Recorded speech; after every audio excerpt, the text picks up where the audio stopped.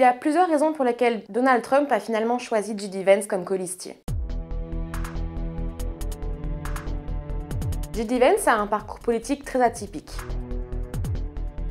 Avant 2016, il était quasiment inconnu du grand public. Il a servi dans la marine jusqu'en 2007, puis ensuite a été diplômé de droit à Yale. Il a fait carrière dans le secteur de la tech, en travaillant dans le cabinet de capital risque de Peter Thiel, le cofondateur de PayPal. C'est en 2016 qu'il a commencé à se faire un nom à la sortie de son livre autobiographique Hillbilly Elegy. Le livre raconte son enfance dans une famille pauvre et dysfonctionnelle dans le fin fond de l'Ohio. Il a été un tel best-seller qu'il a même attiré l'attention de grands politiciens comme Mitt Romney par exemple. Il a poussé J.D. Vance sous les projecteurs en tant que représentant d'une certaine façon de l'Amérique profonde et négligée. Tout ceci l'a propulsé jusqu'aux élections de mi-mandat en 2022. Il remporte finalement le siège de sénateur de l'Ohio pour la première fois et fait son entrée au Capitole en 2023.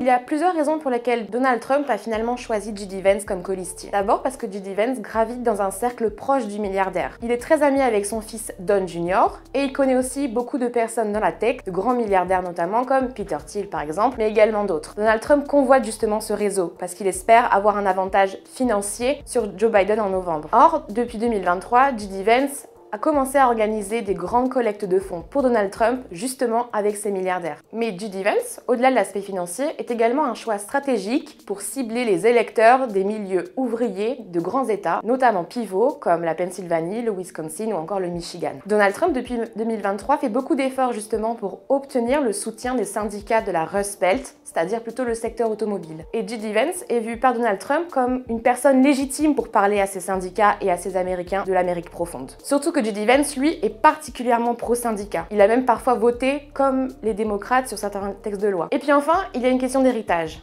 Donald Trump aujourd'hui a 78 ans et il sait à quel point l'âge compte dans cette élection présidentielle. De plus, la tentative d'assassinat contre lui le week-end dernier lui a fait prendre conscience qu'il doit aussi préparer sa relève. Non seulement au cas où il meurt, mais aussi quand il aura achevé son second mandat. Et J.D. Vance, justement, aura 40 ans en août et a montré à plusieurs reprises qu'il est prêt à reprendre le flambeau et à continuer la marque MAGA au-delà de Donald Trump jusqu'en 2028.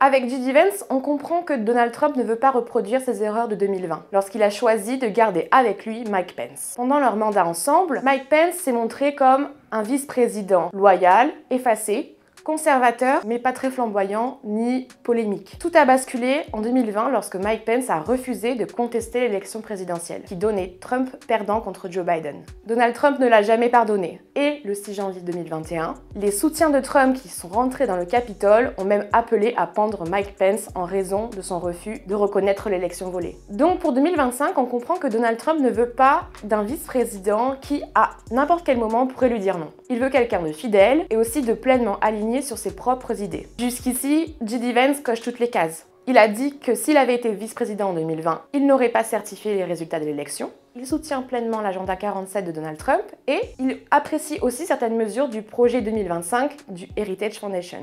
En choisissant J.D. Vance, Donald Trump montre aussi que, selon lui, le futur du Parti républicain doit être MAGA. D'une certaine façon, en choisissant J.D. Vance à ses côtés et potentiellement en 2028, il acte la fin du Parti républicain de Ronald Reagan, c'est-à-dire un parti républicain interventionniste qui aurait été très pro-Ukraine aujourd'hui et également très libéral économiquement. Comme m'a confié une lobbyiste anti-Trump, le parti républicain aujourd'hui est mort, il n'est plus que MAGA.